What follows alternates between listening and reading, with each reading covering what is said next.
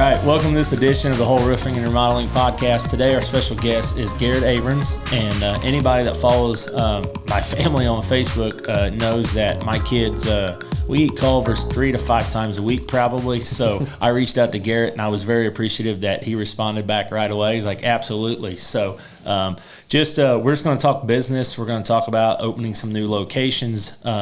They've really just opened a few here lately and whatnot. So, Garrett, take a second to introduce yourself, and we'll go from there. Absolutely. Garrett Abrams, born and raised here in Rushville. I guess not born. No one's born in Rushville anymore. But graduated, went to college, did some other work, and somehow ended up with Culver's in 2016. And then went from HR work, now doing some operations, opening Culver's, part owner of the Culver's in Richmond, Indiana. We opened that one in 2020, right at the height of the pandemic. So very nervous, very odd times, open for literally 3 weeks. And then boom, we get the call, got to shut down the dining room. And we went from being the busiest Culver's, second busiest opening in Culver's history at that time, to like no sales and like a click. So that was kind of fun times, trying times, but got through it. And then I've just been with Culver's growing ever since. We opened the Culver's in Newcastle last year, November. That was my second opening. And then getting ready to open a third one in Greensburg, Indiana, hopefully January of 2024. So it's being built right now, very early on. But I'm just thankful. I work for a group called Meyer Foods. I work with a group called Meyer Foods. It's a family-run business, just like what you're doing here. Jeff Meyer started it with his brother-in-law, Neil Miller, both Rushville residents, are born and raised here in Rushville as well. And they own and operate 29 Culvers now, most of them here in Indiana. And then we got some in Ohio, and then two in Georgia, Savannah and Pooler, Georgia. So, love restaurant work. Spend a lot of time at the racetracks when I'm not flipping burgers or cooking French fries or scooping custard. Yep. I'm a race dirt sprint cars, so you can catch me behind the grill Monday through Sunday, any day of the week, and then usually Saturday nights down at somewhere racing on a dirt track like it was Saturday in Lawrenceburg, Indiana. So what kind of college? What's your college degree? Yeah, great question. So I went to the Kelley School of Business. My whole intention was to go to college, go back and work for my pops. He has a small liquor business, and then learned really quick working with him that him and I butted heads a little too much. So got out of that, but went to the Kelley School of Business for business management and HR management. Okay. And my first job out of college was HR, and then got sucked into the business side of it, and here we are. So was your first job with your uncle then? No. So my first job out of college, I worked for Menards as an HR manager for them for a little bit. Went and did some logistics sales for a little bit. And then that's when Jeff, at that time only had 5 Culvers, called me every year after I graduated. Hey, come work for me. And I was trying to keep family and business separate just from working with my dad, and it wasn't like we didn't get along. It's just we spent so much time together, 7 days a week, working, going to the racetrack, and I didn't want anything to interfere with my relationship with my father. He's my best friend. Try running a business with your wife. Oh, geez. I couldn't imagine. So, went and worked with Jeff in 2016. Okay. So he caught me when I was doing logistics sales, probably going through a little stress. Yep. And caught me at the right time. But I'm a firm believer everything happens for a reason. I was meant to get that call that day, for whatever reason, and very thankful that I did get the call. Absolutely. So when you say HR, like I know now that you're more on the operations side of the Culvers, but I'm just kind of a business geek. And one thing that I try to do is I realize for business for me, like it's better as a roofer, like so many of us just like talk to other roofing companies, which isn't a bad thing, but like I love listening to, we just hired a gentleman that was in the piano moving business to come and help us with operations. And I liked listening to him and talking to him. For me, especially in our business, I always seem like our best team members come from zero roofing background. Yeah. We can kind of mold them our way. Yep. But so what does the HR side look like from where you're at and then transition into the operations? Great question. HR for us is just trying to, like you said, get people in. Back when I started, it was just trying to have someone that their main focus was getting, recruiting, and retaining people. Yep.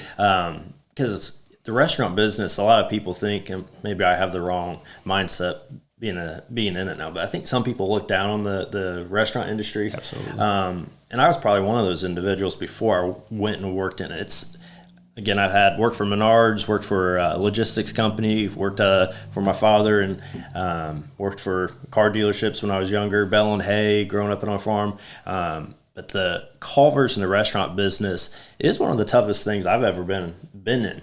And when Jeff called me in 2016, he wanted someone that made their focus on getting people, retaining people, and making the work life fun. We're making sure everyone that went to Culver's love their job, because if your employees don't love their job, the guests will never love Culver's. So we kind of back then just tried to get employee engagement going, making sure we're bringing in good people and having someone always looking at hiring. So that's what's made us successful. During COVID, you've seen a lot of businesses shut down, right? Or go to drive-through only. That was an excuse. You had to at the start of COVID per the government. But, June 1 of 2020, all dining rooms could be opened back up. Okay.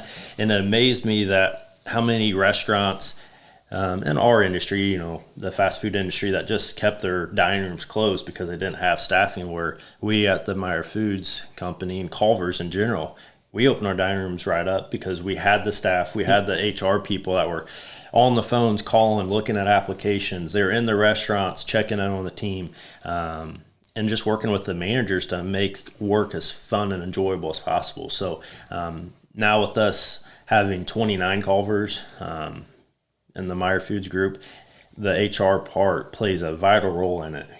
For today, right now, where I'm at, yes, I'm in the operations side, but our HR team, they are every day looking at applications online, screening, calling people, recruiting for us, and then they work directly with the restaurants. Like, hey, what are we doing to have employee engagement? So that HR role plays a vital role to the success of, I think, any business, in my opinion. So, and I've always said this, I really feel like Chick-fil-A, Culver's, you guys are at the top of like service. Where was I at the other day? Oh, Richmond. Speaking of Richmond, and like you guys are right across the street from McDonald's, and it was probably like 3:30. So really, you should have probably been dead.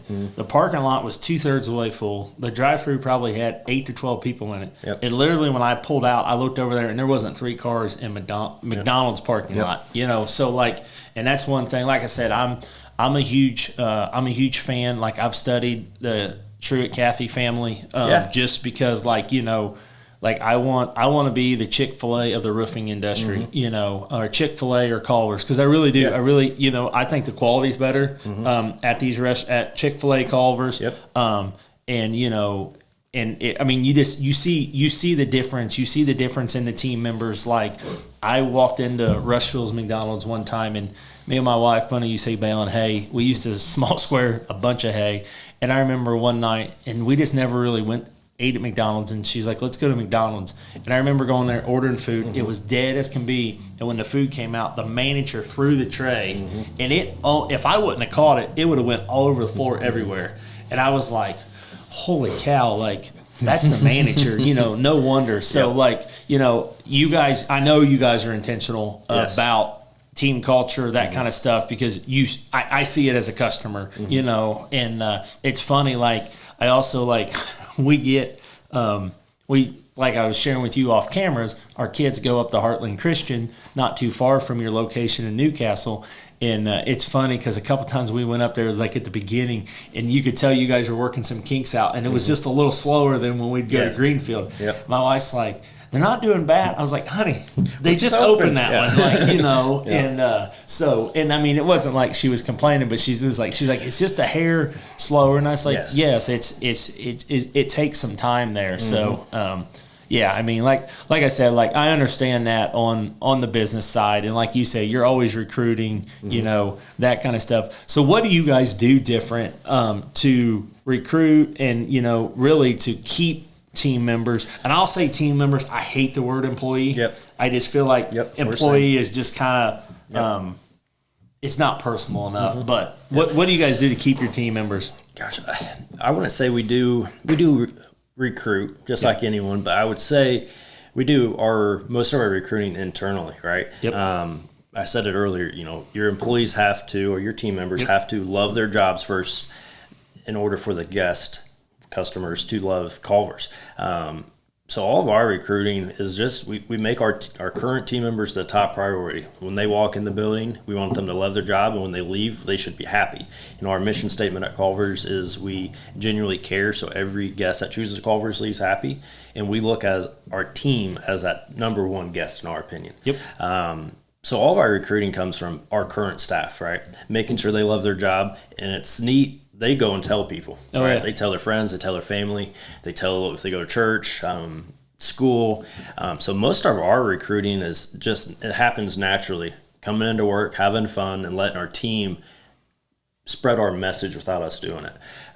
That's our number one. You know, you do see some stuff on social media that we post because, you know, everyone does it. Right. But I would say majority of our recruiting or retention is just from our current team, making them love their job. You know, the Culvers in Richmond, they always do something every Saturday for employee appreciation. Every Saturday, you know, Haven, the assistant manager this weekend, brought in some homemade food and just little acts of kindness to show your team that, hey, I care about you. Like you said, you're not a employee, you're a team member. You're part of the true blue crew, as we say at Culver's. That's what separates us from those other places like you just mentioned. Right. Yeah, no, absolutely. I mean, there's for sure a difference in that. So on, you know, you talked about COVID like practically shutting you down in Richmond, and you said, you know, it went from being almost the busiest opening. How long did that take on that turnaround? Oh gosh, we got very lucky at Richmond. So opened February of 2020. Had the second biggest opening in Culver's history at the time, little town of Richmond. That's considered a small market for Culver's.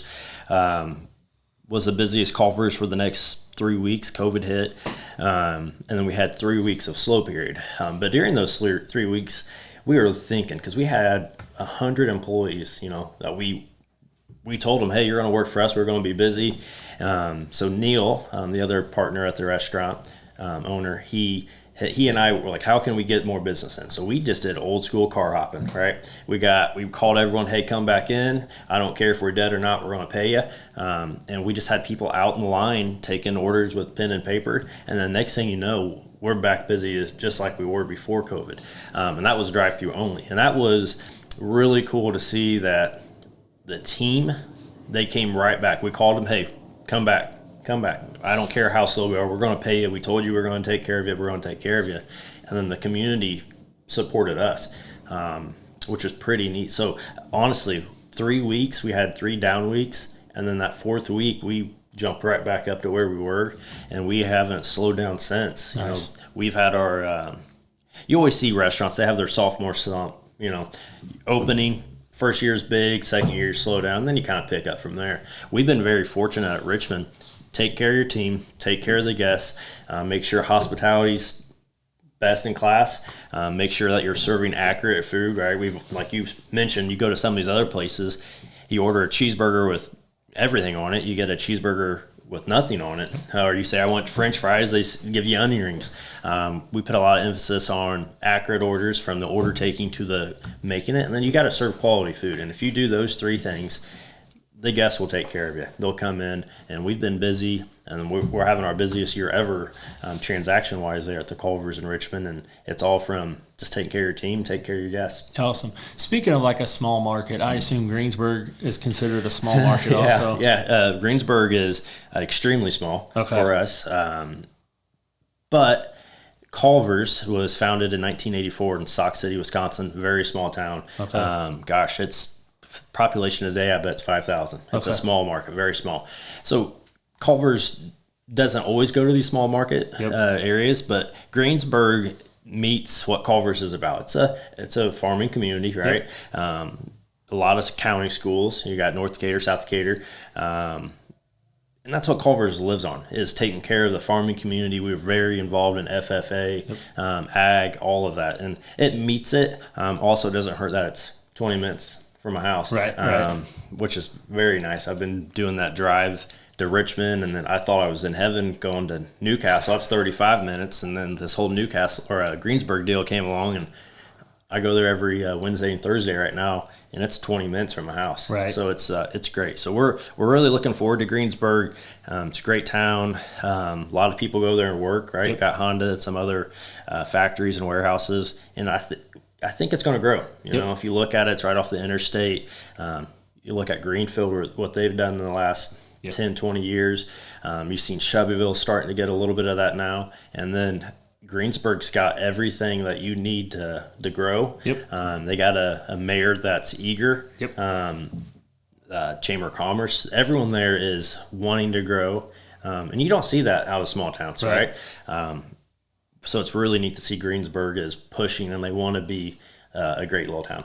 I was going to say, speaking of the Greensburg Chamber, Dawn does a fantastic job. I was actually on the phone with him yesterday.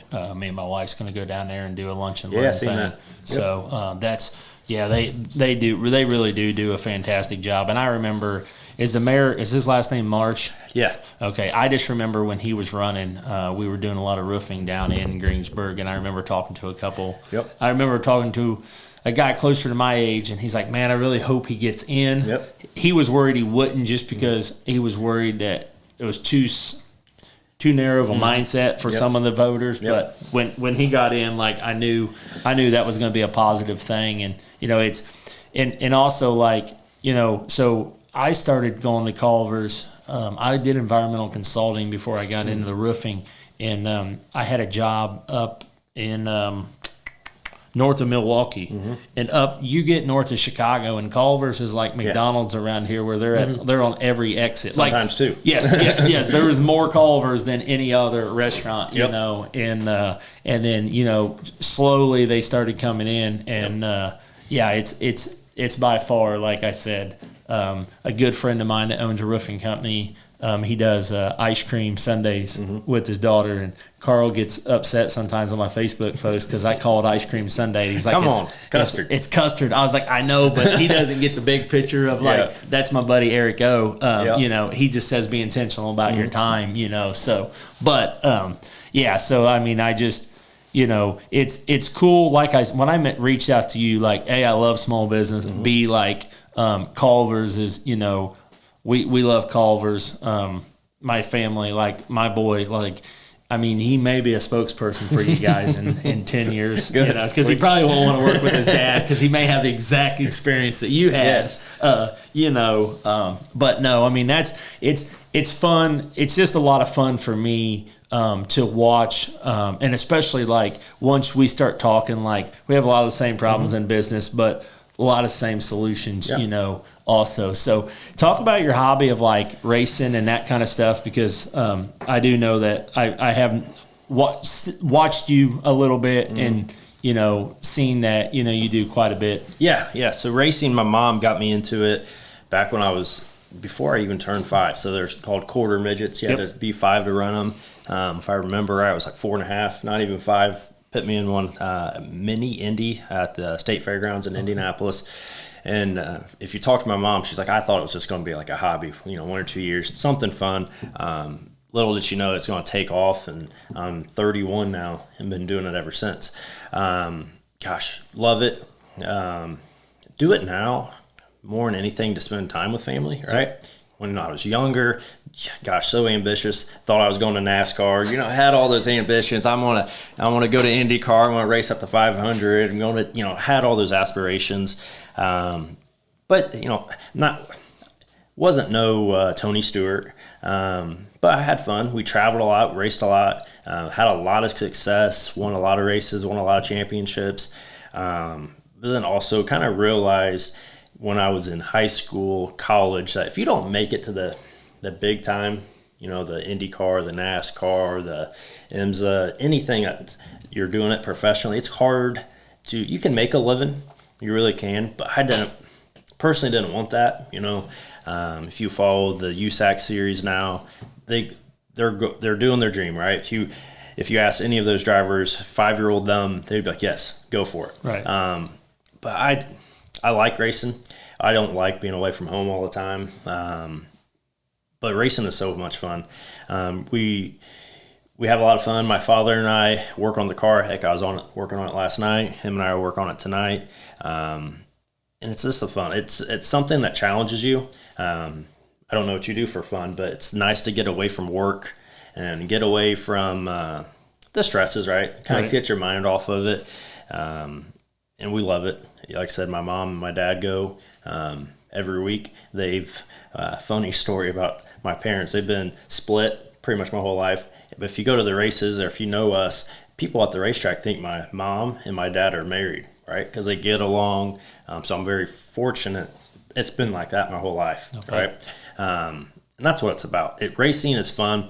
Some people look at it as a selfish sport, right? Because when the team wins, you don't see the crew out there with the trophy. You just see the driver celebrating. But to me, it's something totally different. If it wasn't for the camaraderie with the other competitors, making all those friendships, and then also just not getting the time to spend with my parents, I wouldn't do it. If my dad said, "Nah, you go race, we'll hire someone to help you," let's hang it up. Right. But just the racing with the family, and I've made so many great friends. One of my best friends is J.J. Hughes. He's from California, moved here to race. And having those kind of relationships, I would have never been given the opportunity if it wasn't for racing. So, if people ask me my top 10 favorite memories of my life, probably 8 of them are from racing. So I'm very thankful for my time. It's actually, I would say, helped me in my work ethic, my determination, my competitiveness. I take that into the work. If you go ask the Richmond team or the Newcastle Culver's team, I want us to be the best Culvers. I want both of them to be the best Culvers, I want them to be the fastest, most hospitable, and quickest restaurants in the communities that they serve. And I go in every day pushing them for that. And I get that competitiveness from racing, right? I don't race that much anymore, but I look for those wins I used to get racing on the dirt tracks. I try to get those wins in the work field now, and I get more enjoyment out of those wins at work, getting people developed, promoting people. Regina Moorfield, she will be with Culver's 4 years on October 14th, so here in a few weeks, and seeing her work her way through the development chart at Culver's from a entry-level manager. Now she's an assistant general manager, and then here first of the year of 2024, she's going to be the general manager at Culver's in Greensburg. And that victory means way more to me than any victory on the racetrack, because we're making a positive impact on Regina and her family and her career and her kids and everything. So thankful for racing, but it's what I've done there is transition into work, and I wouldn't have it any other way. Well, and I mean that just speaks volume of the leader that you are, because what a lot of people don't realize that's never owned a business or never been in manager role, like the amount of stress and you do this for changing lives, like Regina or whoever. And especially for me, I take pride in to be able to offer jobs in Rushville that pay decent. Like I can't pay as good as some places. However, just the local business, that means a lot to me. And especially like my heart is in sales. I started in the roofing space in sales. So like sales guys. And I started when my boy was, I just shared a picture a couple weeks ago, and he was like, he wasn't a year old, I don't think. And like he was like giving me a hug as I was heading out to go sell jobs. And it was like, and one of our sales guys, Chris, little Kylo will be 1 here in the early part of November. And like I sent him that, and I was like, hey bud, don't forget to be a dad, because like my boy will turn 9. Oh my Lord, I just said that out loud in May, and I mean literally like it. I look at little Riley, my youngest one, and we had filed the LLC. Things didn't take off the way I wanted. A little over a year later, I remember my wife sitting there holding Riley, and I mean she was a few weeks old, and pretty much looked me in the eyes and said, "Let's go do this." And so like I look at like Riley will be 5 here in December, and it's like, I held her yesterday, and I mean now she's big. Yeah, and I'm like, you know what? Like this. Yep. But but like what I want to do is, like yesterday, Cody brought in Joey, his boy, and like he's 4, I think, and he's so excited to be at the office. Like it's so funny. I told another girl that works for us, Ellie, I said her son, he's a boy, so little discipline problem at school. It's like, just bring him to work one day. And she goes, no, Bob. She goes, it would be a reward, and he would actually enjoy being here. It's supposed to be a punishment. He's supposed to be in trouble. But, just to see the development. So at Culver's, do you guys have like a growth chart for people to start? Is that something that like corporate helps you guys with and stuff? Yeah, corporate, they definitely help. Culver's franchising, they're very supportive. They want every business owner and operator to thrive. So they definitely help. At Meyer Foods, so Jeff Meyer, Neil Miller, they've taken it a step further. So they're not a small business by any means anymore. 29 Culvers, 8 Napas, the sod farm. We have our own marketing team. We have our own accounting, finance. We have our own training, operations team. So our training team, they work with the restaurants individually, and whatever we're trying to do. If we're trying to promote a team member to a shift manager, we put them through a training program that we create. If it's a shift manager to an assistant manager, same thing. Assistant to a GM, whatever it is. So yes, Culver's corporate helps, but most of all that development starts with us here at Meyer Foods, with our training team. Amy Knox leads that. She's very passionate about it. She could go run her own Culver's if she wanted, but she's chosen to develop people around her, and we're very thankful. I'm thankful for it. Her and I she started right before me, so I've got to work with her and butt heads with her a lot over the last 7-8 years, but I'm very thankful for what she does for Meyer Foods. And because, for example, when I started with Culver's in 2020 on the operations side, I was probably in it for the wrong intentions, right? Wanted to be a boss, wanted to be a leader. Had all those. I was so ignorant, right? I'm gonna open a Culver's. I'm gonna tell everyone what to do. We're gonna make a lot of money, things like that. And then little do you know, you're like, oh gosh, none of that. It's not all sunshine and rainbows. And I learned very quick, from my mentors, is if you're in it for the wrong intentions, you might as well just go work for someone else. Yep. If you're not in it for the people, get the heck out of it. And that was basically how I was told. And it took me a while to realize it's not about going in there and saying I made the most profitable Culver's in history if you run over everyone to get to that. And that's what I was more or less doing my first year at Culver's. I wanted us to be the fastest, cleanest, most hospitable, but I would run off people, run team members off and some managers off, and then you realize through your mentors and the training team, like, hey, this is about the people. And the former CEO of Culver said, hey, guys, we're not in the restaurant business. We're in the people business. We just happen to serve burgers and fries. And that kind of hit home to me because, again, when I started, I probably wasn't in it for the people. I was in it for all the wrong intentions, and selfish reasons. But now it's, like I said, the Regina, seeing her develop, and that's a huge. We got a guy, Brayton Taylor. He was working at a factory for a few years. No development, no one pushing him. And now he's at Culver's and thriving. He just had a conversation with the general manager at Newcastle and like, hey, how can we keep developing Brayton? Right. So development's top priority at Culver's. And if Culver's, or I would say, Culver's a restaurant business, I think it's the land of opportunity for people that want to have a good life and development and grow. You can do that at Culver's, but it's not for everyone. Right. Culver's is tough. It's not easy work, but those that really want it, we at Meyer Foods and at Culver's will help you get there, but you have to go after it yourself. You have to make it your business. But development is top priority. It's something we talk about literally every week at our manager meetings. Development and training is the very first thing we talk about. And that's what I think what makes us successful. No, absolutely. And I mean, like I said, I love talking small business.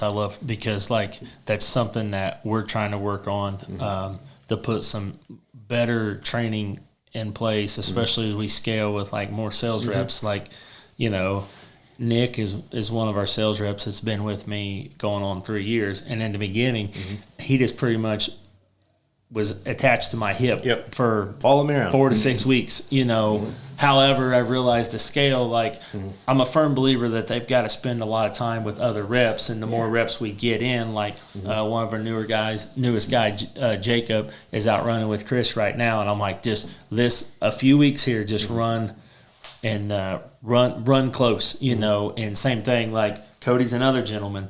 And like you said earlier, like recruit within.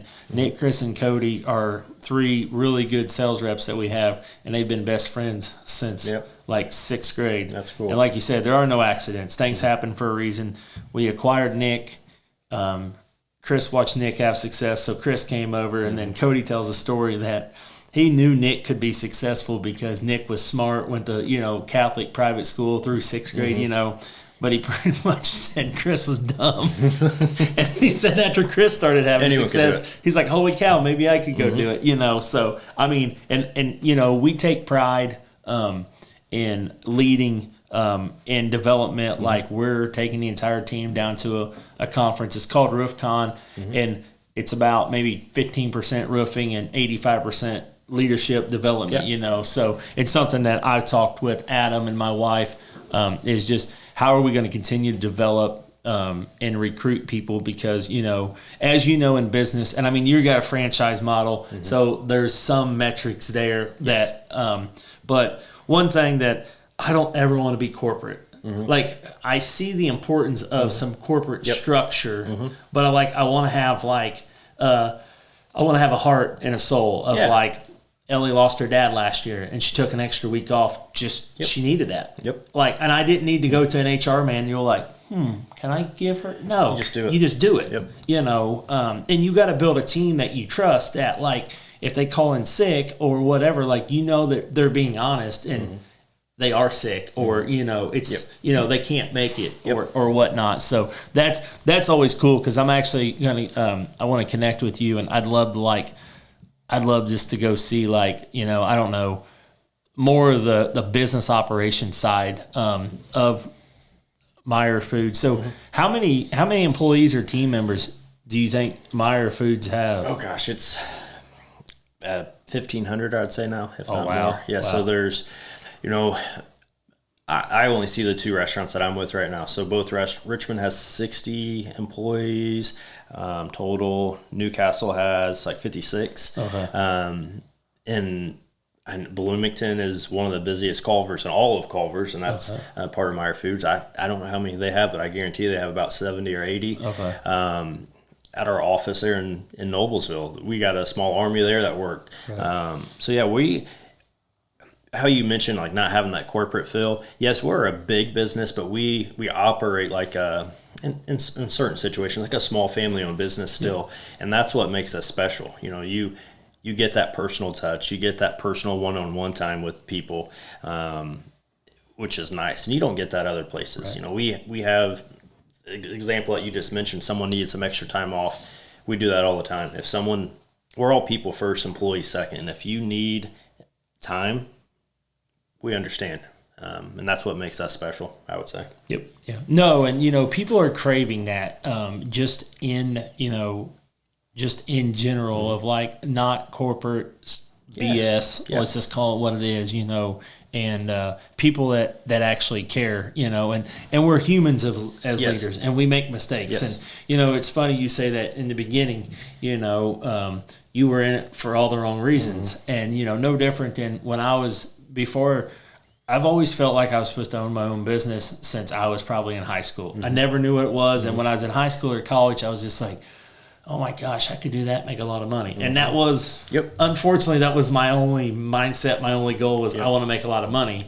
And then, how everything works out, we end up in the roofing space. And, it was so cool this morning. I ran out to a job site right down the road from where I grew up at. And it just reminded me why I started the company. When I worked for a couple of the bigger companies in Indy, they would always squall and complain about coming out here and having to do jobs out this way. And I'm like, man, their money, them people need roofing, siding, and gutters just like everybody else, and it just, it just reminded me that I'm in the right spot. I'm doing what's supposed to be done right now, by just seeing this customer being served and, and just it's so cool because Regina would probably tell you that she never thought she would ever, be in the restaurant business, but how has that changed her life from doing that? And but step back as leaders, if you wouldn't have taken that leap of faith, took that calling on when Jeff called you years ago, would Greensburg Culvers be happening? Whose lives are you going to touch there? Same thing. When I started, when Riley was just a baby. I always say this. We're huge supporters. We're Dave Ramsey fanatics. And Money make what's that? The first Total Money Maker. Yes, I read that. Have you ever read Entree Leadership? I have not. Remind me. I'll give you a copy. Okay. There's some in my office. I owe another entrepreneur that book. I got to set out tonight too. But I mean, it's just like you said. It's got to be a bigger vision, and you got to do it. For us, we sponsor the financial piece, or not the financial piece, the foundations. I'm butchering it now. Pretty much the high school class of Foundations of Personal Finance is the actual class. And Miss Baker, now Miss Sliger here in Rushville, does a fantastic job with it. But we sponsor, I think, 5 or 6 schools this school year. And we were in Connorsville. And I'll be honest, I was in there talking to the class, and it was like the most disengaging class ever. I'm starting to think in my head, why am I wasting my time? These kids don't realize, it's costing me money to be here. Plus, I'm paying for this class for them to take, And I just had, a bad mindset. And there was a girl that was like this the whole time. Well, she was writing us a note, and she was 16 and she was pregnant, and she didn't know she didn't really know what the hell to do. And it was and I just ushered over to my wife, because she just walked up after everybody left and handed this note. And me and my wife start reading it, and I just start weeping. And I'm like, okay, God, I see why I'm here today, and it's for me, sometimes we get busy, we get, rolling. And unlike you, I don't really have a hobby but work. I really need to find one. My hobby is maybe I should buy a house and flip it and work on it on the evenings and the weekends, And my wife just doesn't understand why I'm wired like that, But I mean, just at the end of the day, it's the community impact that you can make, and small stuff like this, like the podcast, it's crazy. It's kind of crazy the amount of people that's reached out that watch it and listen to it. I'm just okay, I never, expected that. When a customer calls and one customer called my wife, and she was the first one to say something inappropriate on the podcast, which is kind of funny if you know my wife. But he even said that, and my wife's like, oh my gosh, that customer had, watched the podcast. So what is your goal, what's the future look like for you and Culver's? Immediate future is just get Greensburg open, bring on some people that believe in what we're trying to accomplish with Culver's. But long term, Jeff has given me an opportunity to better myself, better my family, all that, and I want to do the same thing, right? Every manager that works with me now, especially the ones that have been with me a long time there at Richmond, I tell them, you guys, if I could do it, any of you could do it. Right. So I want to do the same thing. I know with Regina, for example, this is the first step in that. I said, hey, run this restaurant like it's yours, and maybe one day you could open a Culver's and own your own. So long-term goal, that's what I would like to do, is give that same opportunity that I was given to others, because I truly mean it. If I could do it, any of the restaurant managers that I work with, every one of them could do it.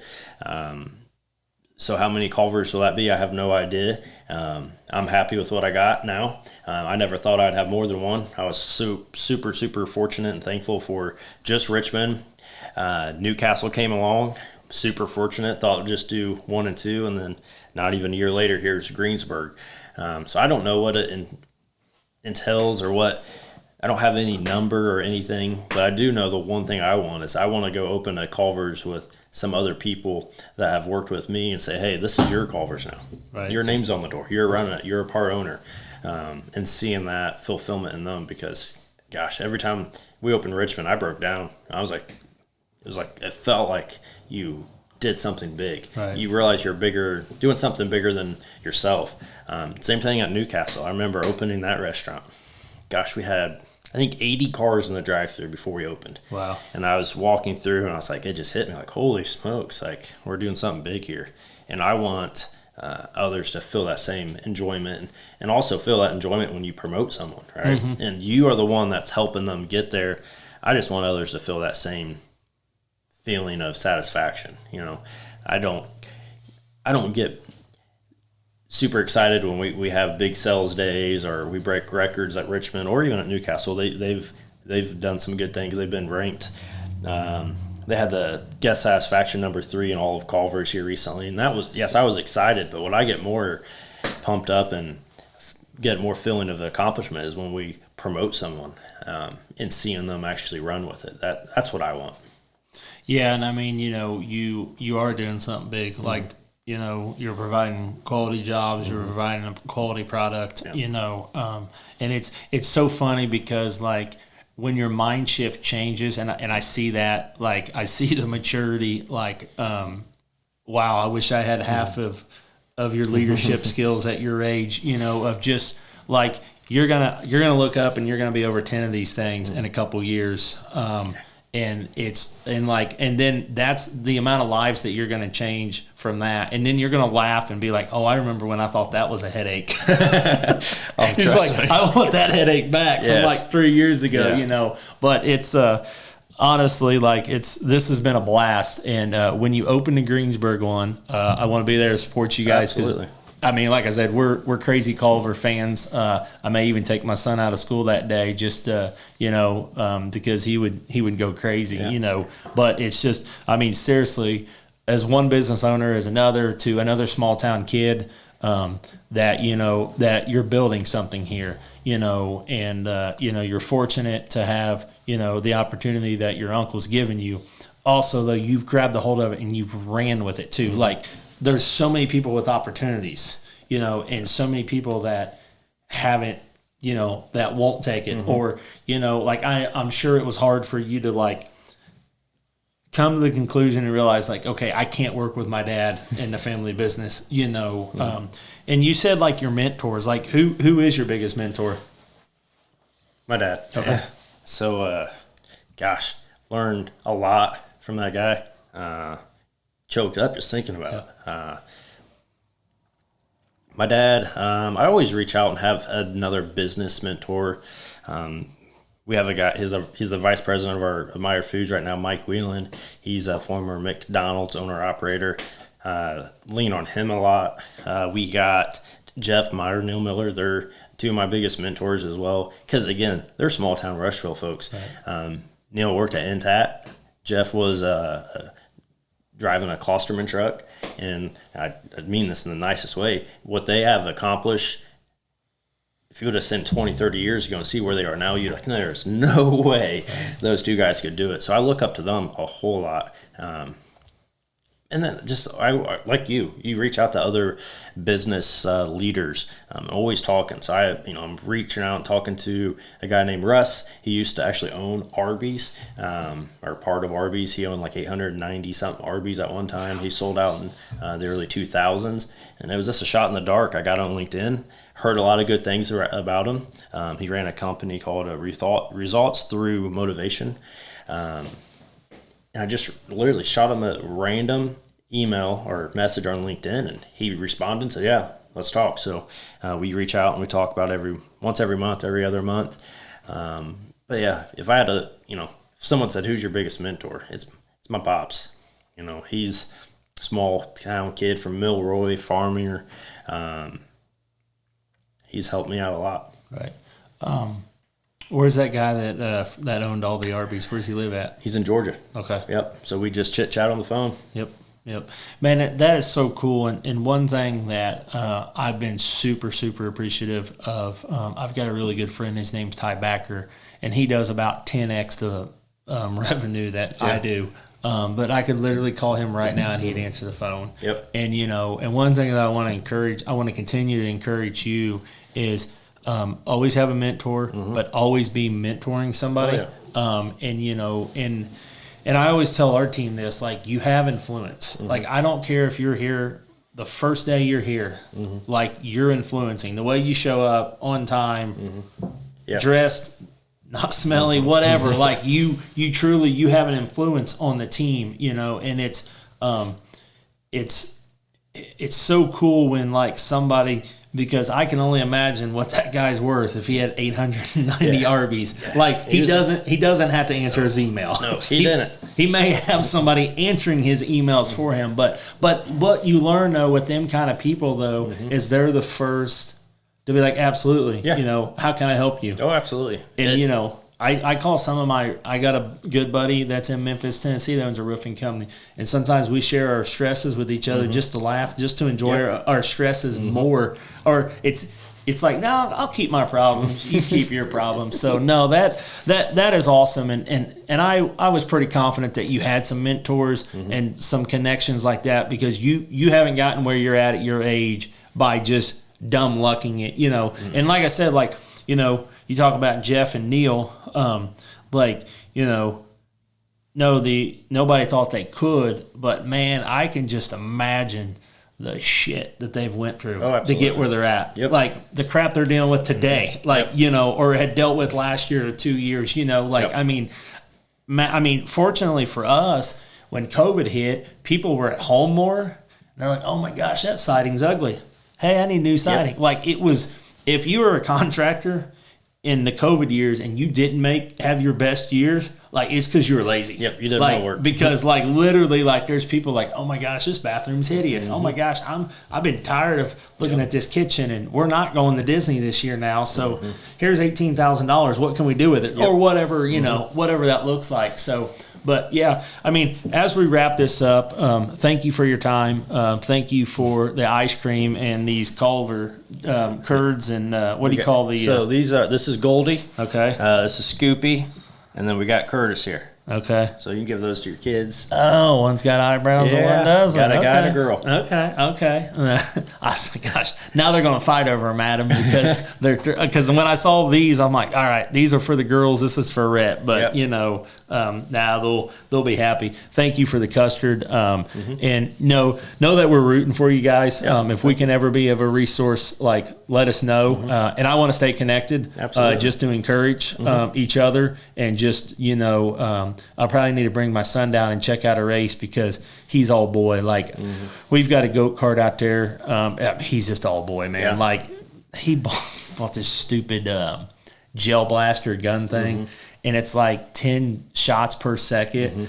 One of our other team members, he had one, so my son saved his money. But like my boy he's got a 4-wheeler that he rides all the time. He's got that go-kart. I mean, he's all boy, and he would enjoy the racing. So, but all right, brother, really I appreciate it. You got any lasting words? No, just say thank you. Right, it's always neat to do something like this. As I mentioned to you when you reach out, I've never done anything similar to this. But thank you for the opportunity. Thank you for thinking of Culver's and wanting to hear a little bit about myself and Culver's. And I threw in a lot of Meyer foods because I'm very thankful for it. And just say thank you. I truly appreciate it. Yeah, absolutely. Thank you, sir. Yeah. This has been an edition of the Whole Roofing and Remodeling Podcast. Thank you for tuning in, and go eat some Culver's.